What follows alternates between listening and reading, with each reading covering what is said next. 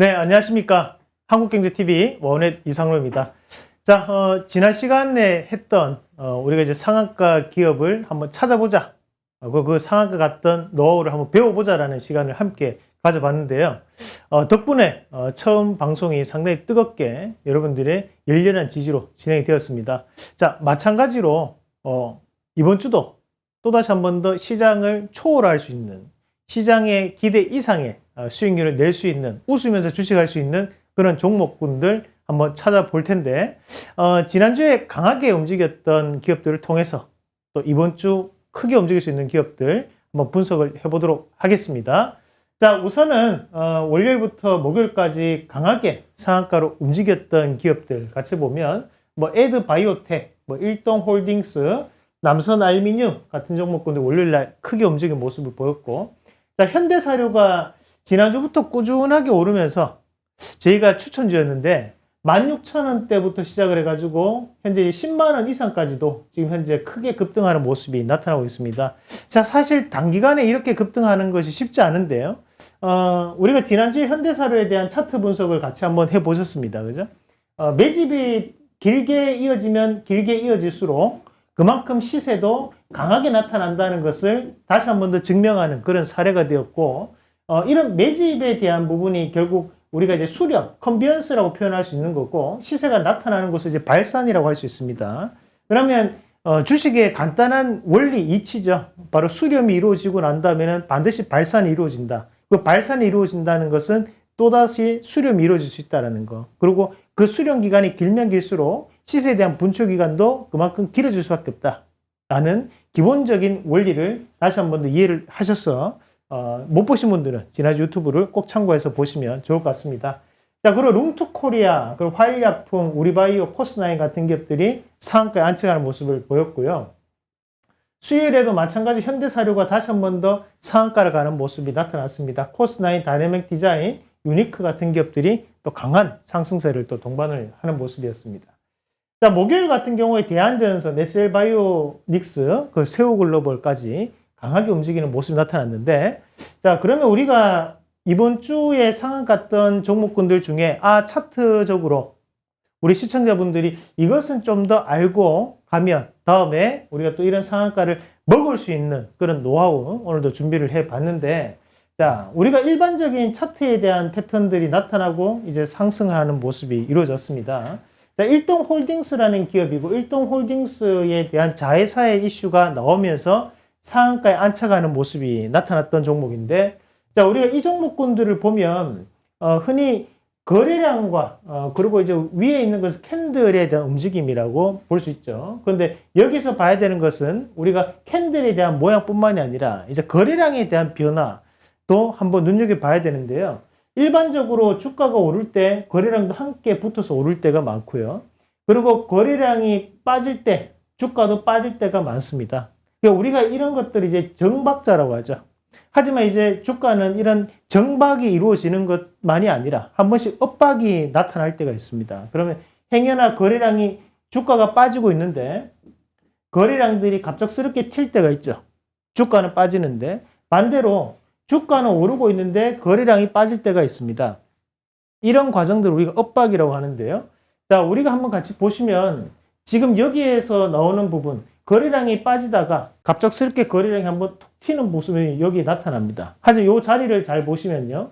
이 평에 대한 지지에 대한 부분 자체가 이탈되면서 여기 이 자리에서 지금 거래량이 터지는 모습이 나타났거든요. 그러면 이 물량 자체는 우리가 개인들에 의한 실망 매물이라고 볼 수 있는 겁니다. 하지만 우리가 매수라는 것은 매수가 나왔다는 것은 누군가가 매도를 했다는 것이고 매도가 나왔다는 것은 누군가 매수를 했다는 거죠.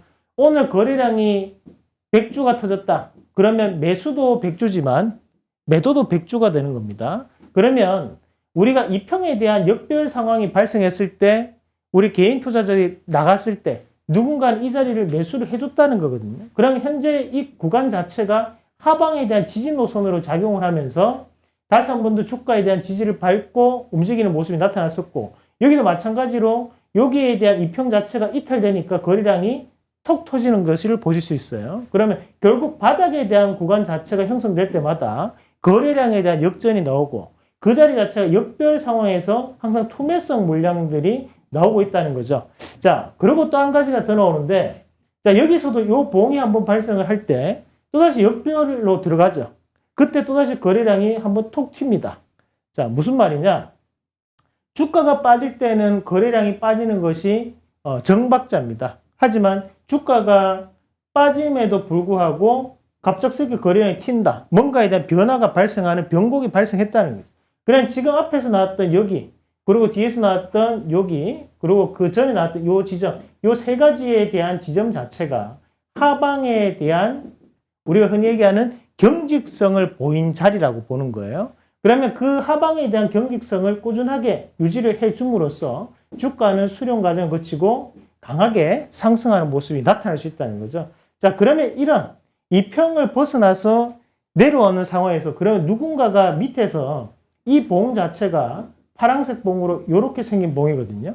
그러니까 이것이 파란색으로 이렇게 생긴 봉이라면 색깔을 잠깐만 한번 바꿔서 한번 볼게요. 자, 요렇게 이제 생긴 봉이 있습니다. 그럼 여기에서 우리가 시가가 어딘지를 한번 찾아보셔야 됩니다. 그러니까 여기가 시가죠. 시가고, 그러면 우리가 장중 고가가 여기에 형성되는 거고요. 그러니까 장중 저가가 여기 형성되는 거, 종가가 여기 하단에 이렇게 형성되는 겁니다. 그러면 이 봉 자체만을 떼서 보면 우리가 하루 동안 여기 시작을 해가지고 올랐다가 빠져서 여기 마감된 거거든요. 그러면 밑에서 누군가는 잡아줬던 물량이 존재를 한다는 건데 이 물량은 개인들에 의해서 나오는 물량은 아니라는 거예요. 왜? 역별 상황에서 투매가 이루어지는 자리니까 개인들은 이런 자리에 사지 않는다는 거죠. 그럼 이 자리를 잡아줬던 것은 결국 이 주가를 움직이는 세력에 대한 물량이 될 가능성이 대단히 높은 거고, 자, 마찬가지로 앞서서 여기도 음봉입니다. 음봉에 대한 밑꼬리가 달리는 갭 하락 음봉인데요. 여기도 이평에 대한 부분은 다 저항이 되어 있죠. 역별 상황이거든요. 그럼 이 봉 같은 경우에도 여기서 이렇게 형성되었다. 그럼 시가가 여기고 고가가 여기, 그러면 종가가 이렇게 갔다 이렇게 마감되는 거죠. 그럼 밑에서 잡아줬던 이 물량은 지지 형태를 띠고 있다는 거죠. 우리가 양봉이나 음봉에 대한 부분 색깔은 다르지만 양봉 같은 경우에도 이 양봉을 앞에서 한번 예를 들어서 같이 한번 그림을 그려보시면, 자, 이런 양봉이 하나가 생겼을 때, 자, 시가는 여기고 여기가 시가가 되는 거고 종가가 여기가 되는 겁니다. 그러면 여기에 이 양봉 캔들이 형성되더라도 이 자리를 기준으로 위로는 저항이 존재를 하는 겁니다. 누군가는 이익 실현을 했기 때문에 윗꼬리가 달리는 거죠. 그러면 심리적으로 나눴을 때는 이 지점을 중심으로 해서 수익권과 여기는 손실 구간이 존재를 하는 거예요. 양봉이라고 해서 무작정 우리가 좋다고 표현하는 게 아니고 양봉도 이 위에는 저항이 존재를 하는 거기 때문에 이런 양봉 두 개가 붙어버리면 오히려 이 위에 있는 자리는 저항에 대한 움직임이 강하다고 보이는 거죠. 그러면 우리가 반대로 음봉이었기 때문에 이런 음봉 같은 경우에 돌려서 보면, 자, 그러니까 여기에도 이런 음봉이 두 개가 붙었어요. 자, 이런 음봉이 두 개가 붙었다면 하단에 나오는 이런 자리, 이 자리는 기준점이 어떻게 되는 겁니까? 지지에 대한 기준점으로 형성된 거죠. 왜? 여기서 사신 분들은 수익입니다. 그럼 심리적인 부분 자체가 이 자리를 기준으로 나눠지는 거예요. 이 자리를 기준으로 지지가 되는 거, 그 위에는 저항으로 존재를 하게 되는 겁니다. 그러면 이평에 대한 이탈이 되었던 구간에서 누군가가 지지를 해주는 움직임이 드러났다는 거예요. 그 지지는 결국 개인들의 지지는 아니기 때문에 세력에 의한 지지일 수 있고, 그런 상황들이 한 번 이루어진 게 아니고 한 번, 두 번, 세 번이 이루어지면서 하방에 대한 경직성이 그만큼 강하게 형성됐다라고 보는 거예요. 그렇다 보니까 주가는 오히려 이렇게 돌려서 강한 상승을 붙일 수 있었다. 자, 여러분, 요거는 보고 끝내시면 안 되고요. 지금 여러분들이 보유한 종목의 하방에서 이런 모습이 99.9%가 다 나와 있습니다. 지금 여러분들이 보유한 종목이 바닥권역에서 이런 모양이 나왔는지 안 나왔는지 지금 빨리 체크 한번 해보십시오. 100이면 100 이런 움직임이 다 나옵니다. 대신에 지금까지 몰라서 못 받는 걸 뿐이고요. 오늘 이 내용 배웠으니까 꼭 한번 찾아서 보시면 좋을 것 같습니다. 자, 그러면 이제 우리가 상한가 같은 종목군들에 대한 테마도 한번 같이 분석을 해보셔야 되는데, 자, 지금 크게 보면 인플레이션이 지금 시장에서는 가장 핫한 움직임이었어요. 사실 이제 곡물 관련돼서 얘기가 계속적으로 나오고 있습니다. 그래서 지금 사료 관련된 종목군들이 들썩임이 아직까지도 이어지고 있는 상황이고, 그리고 추가적으로 밀 관련주들도 움직임이 또 나오고 있죠.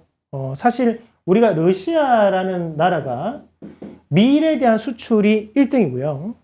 5등이 우크라이나입니다.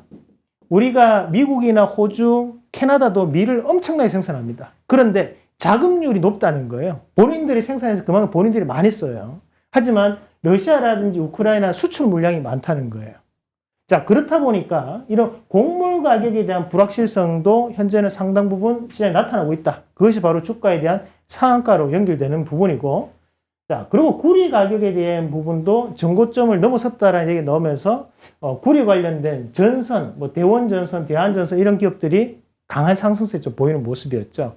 자, 현재 종합광물지수가 신고가를 돌파를 해나가고 있습니다. 전반적인 광물들에 대한 가격이 올라간다는 얘기인데, 구리 가격도 마찬가지로 현재는 상승 기조를 나타내고 있다 보니까 순환매의 일종이라 봐야 됩니다. 그러면 구리가 특출나게 얘가 이뻐서 상한가를 갔다, 그게 아니라는 거예요. 지금 시장에서는 인플레이션이라는 것이 강화가 되다 보니까 구리뿐만이 아니라 모든 비철금속이라든지 또는 금속유라든지 모든 이런 광물들이 함께 상승하는 기조가 나타나고 있다는 거예요. 여러분, 한 가지 예로 금값도 많이 올랐습니다. 그만큼 지금은 인플레이션이라는 부분 안으로 우리가 판단을 해서 봐야 된다는 거죠. 순환매가 상당 부분 돌고 있다는 거. 자, 그리고 이제 시멘트도 또다시 한번 이슈가 되는 부분이었는데, 상한가까지는 도달하지 못했지만 급등 양상이 상당히 보였던 것이 또 시멘트 관련주입니다. 자, 시멘트의 원료라고 볼 수 있는 것이 유연탄인데요. 그 유연탄이 2배 이상 또 상승했다는 얘기 나오면서 이는 시멘트를 공급할 수 있을까? 지금 주택 250만 호를 공급을 해야 되는데 이런 정책들을 얘기하고 있는데 시멘트가 모자란다는 얘기가 계속적으로 나오고 있다는 거죠. 그렇다 보니 시멘트 관련된 기업들도 급등 양상을 보일 수 있었다. 그렇게 정리를 할 수 있고, 자, 그리고 이 쌍용차 한번 별표를 해놓습니다. 오늘 이 쌍용차 관련된 부분에서 우리가 지난주에 쌍용차 관련해서 에디슨 EV나 UNI 같은 기업들이 이 쌍용차 관련해가지고 인수를 못함으로써 급락을 하는 모습도 나타났어요. 그전에는 또 급등하는 모습도 있었지만 이번에 또다시 한 번 더 쌍방울이나 광림이나 이런 기업들이 크게 급등하는데 큰 영향을 줬던 것이 바로 이 쌍용차에 대한 컨소시엄을 구성했다는 얘기였거든요.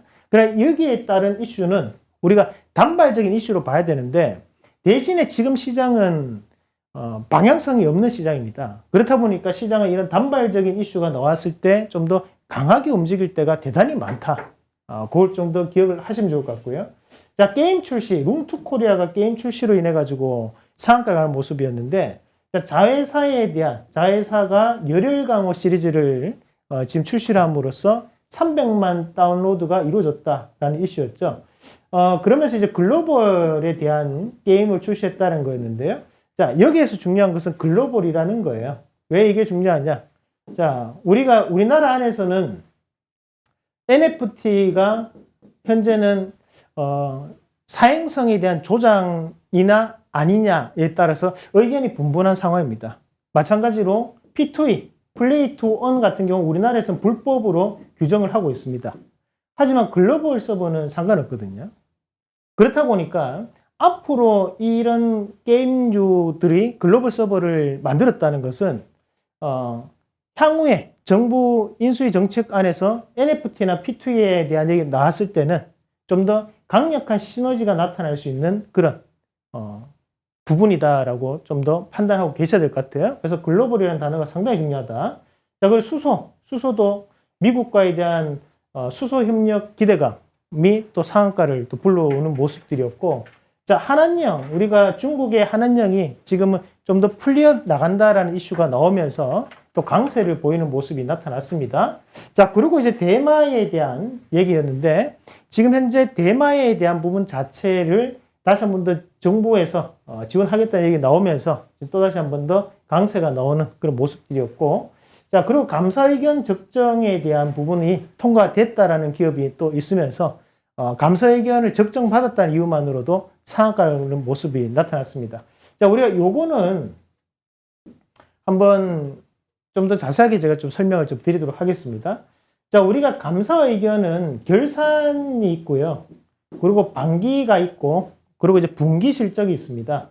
우리가 감사 의견이 반기나 분기 실적에서 의견 거절이라든지 비적정 의견을 받더라도 상장 폐지하는 거리가 멉니다. 우리가 사실 뭐 방송에서 이렇게까지 얘기해도 되나 모르겠는데 우리가 반기나 분기 실적은 안 보셔도 됩니다, 사실. 이걸 상장 폐지하는 거리가 멀어요. 우리가 실적과 관련된 부분은 다 결산 실적 기준입니다. 그렇기 때문에 우리가 결산 실적으로서 감사 의견이 적정이 아닌 비적정, 안일비자에서 비적정인 의견 나왔을 때 그때 조심해야 하면 되는 거지 반기나 분기는 상관없다는 것을 알아두시면 되겠고요. 그리고 또 한 가지는 이 적정이 있고 우리가 한정 의견이 있습니다. 총 4가지 의견이 나오거든요. 적정은 말 그대로 적정하게 잘했다. 근데 한정은 숫자 몇 개 틀린데 뭐 크게 기업에 영향을 주는 정도는 아니다. 뭐 이 정도야 그냥 넘어갈 수 있다. 기업의 평판에 큰 영향을 주지 않는다. 그게 이제 한정이죠. 조금 틀렸지만 상관없다. 점수로 따지면 90점 이상. 뭐 그 말이에요. 자, 하지만 이 나머지 나오는 2가지가 위험한 겁니다. 하나가 이제 우리가 부적정이라고 합니다. 적정이 아니다라는 거죠. 부적정하다. 그러니까 재무제표 자체가 잘못됐다는 거고, 다음에 우리가 의견 거절이 있습니다. 의견 거절은 볼 필요가 없다는 얘기예요. 우리가 재판으로 따지면 각하죠. 이거는 말이 안 되는 것을 내놨다 이 말입니다. 그러니까 이게 위험한 거죠.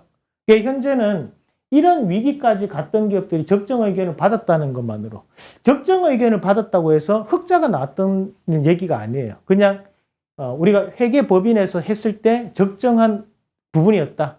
거짓말 안 했다. 이 얘기거든요. 그래서 이런 것들로 인한 상한가는 우리가 따라잡을 필요는 없다. 그냥 악재가 일부 해소됐다라는 부분으로만 보시는 게 좋습니다.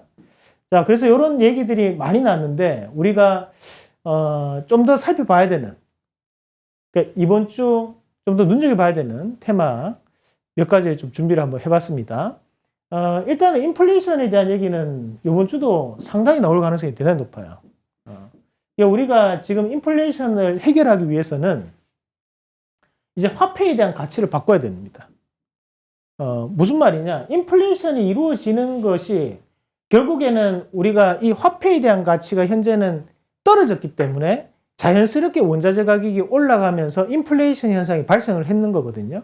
여기에서 고용지표가 부진해버리면 우리가 스태그플레이션이라고 하는 거고, 지금 같은 경우에는 화폐의 가치가 빠졌는데 이 화폐에 대한 가치를 올리기 위해서 미국이 금리 인상을 진행을 했었죠. 하지만 그것으로는 모자란다는 거예요. 추가적인 금리 인상은 5월 달에 이루어집니다. 자, 그런데 엎친격 덮친격으로 지금은 공급을 하는 업체로 따진다면 러시아 관련된 러시아 같은 나라들이 공급을 물량을 줄여버렸어요. 그렇다 보니까 수요는 그대로인데 공급이 주니까 자연스럽게 가격이 올라갈 수밖에 없죠. 그러면 원자재 가격이 화폐 때문에도 가격이 올라가 있는데 여기에서 공급 물량도 주니까 원자재 가격이 더 올라가 버린 거예요. 그러면 이런 움직임들이 하루아침에 해결되지 않는다고 봐요. 거기에서 이제 우리가 시멘트 관련주가 최근에 정부 인수위 정책과 맞물리는 부분이죠.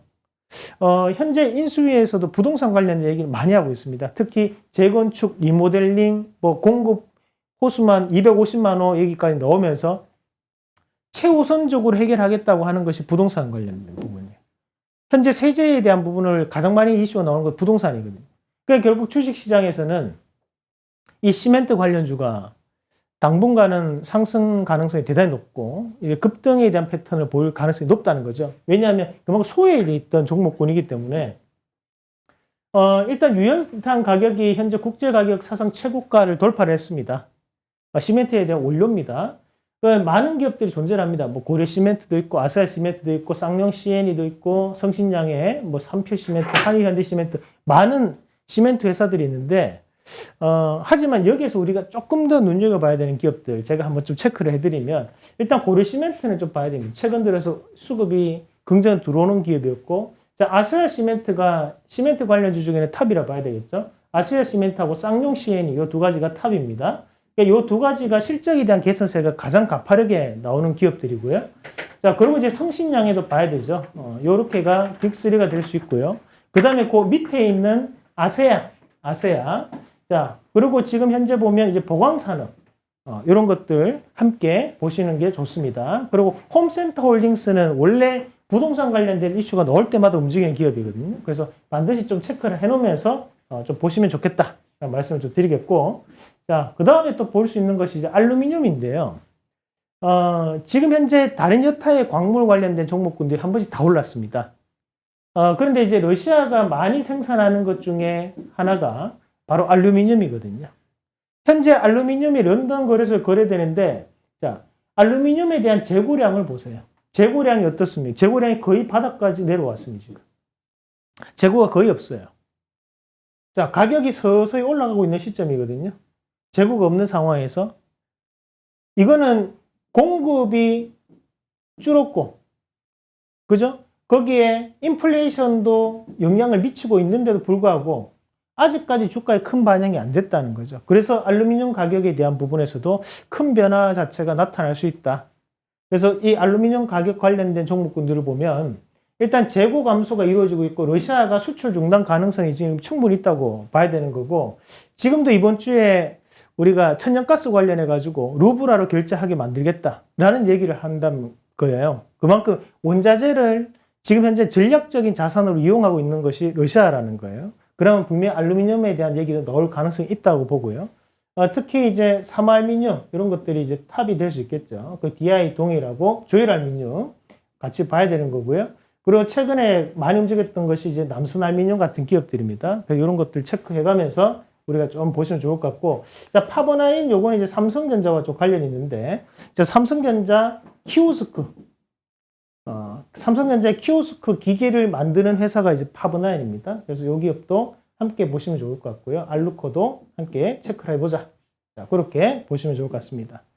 자, 그리고 이제 우리가 이 용산 이전이 현실화되고 있는 그런 상황인데, 자, 일단은 이 용산 이전 관련해서 우리가 지난주에도 봤던 기업들이 좋은 모습을 보였습니다.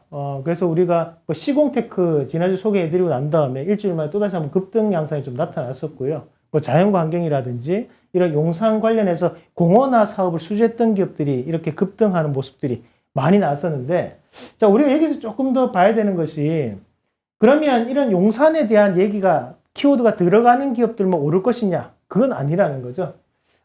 우리가 원론적인 부분에 접근해보면 결국에는 방산에 대한 부분이거든요.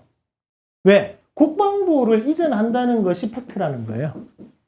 그러니까 청와대와 국방부, 이제 국가안보시설을 이전을 해야 된다는 상황 자체를 감안해서 봤을 때, 그러면 앞으로 이런 방산 관련된 이슈가 나올 수밖에 없다는 거죠.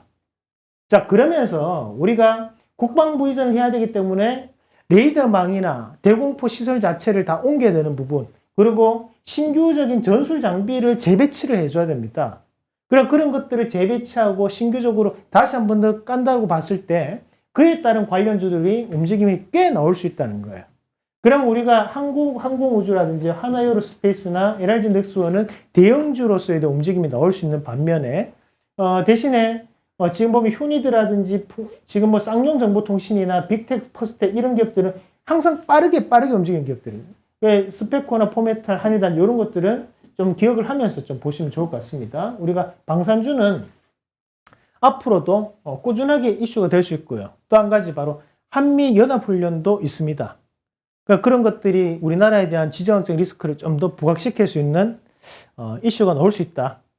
왜냐하면 강대강 대치 국면 자체를 예고를 했기 때문에 그리고 북한에서 현재 미사일 동창리 시설도 지금 다시 한 번 더 유지 보수를 하는 모습들이 나오고 있는 것은 이런 방산주에 대한 등락 자체가 상당히 조금 더 커질 수 있는 그런 상황이라고 판단을 합니다.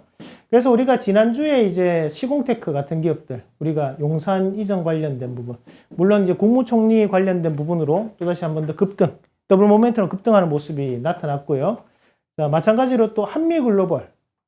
지난주에 또다시 한 번 더 급등을 보였죠. 시장 대비해서 상회하는 그런 수익을 보여주었습니다.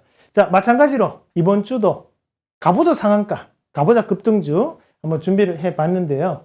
앞서 말씀드렸던 것들도 반드시 체크를 한번 해 보시고요. 자, 좀 더 우리가 요건 보자. 일단 이제 비비안 같은 종목군들이 요것도 더블 모멘텀이 지금 붙어 있는 기업입니다. 자, 하나가 앞서 얘기했다시피 이제 쌍용차 관련된 모멘텀이 있는 기업이죠. 왜냐하면 우리가 쌍방울 그룹 내에 비비안이 포함되어 있기 때문에 이슈가 가능하다고 봐야 되고, 또 한 가지는 용산 이전 관련주입니다. 자, 이 기업에 대한 본사가 용산에 있죠. 그리고 지금 메타버스 관련된 자회사도 가지고 있는, 그리고 쌍용 CN이 우리가 이제 시멘트 관련된 기업으로서 실적에 대한 개선세 앞으로 이어갈 가능성이 있고, 삼알미늄, 알루미늄에 대한 재고가 부족하다. 그것들이 주가에 갑작스러운 급등을 한번 부를 수 있지 않을까, 그렇게 한번 봤습니다. 자, 시장이 방향성이 없는 지수에 대한 움직임을 보이고 있습니다. 하지만 종목은 상당한 개별주 장세고 나타나고 있습니다. 반드시 시장에 대한 핵심적인 이슈들을 체크를 하시면서 이번 주도 즐겁게 주식 투자 한번 해보시길 바라겠습니다. 다음 주에 뵙겠습니다.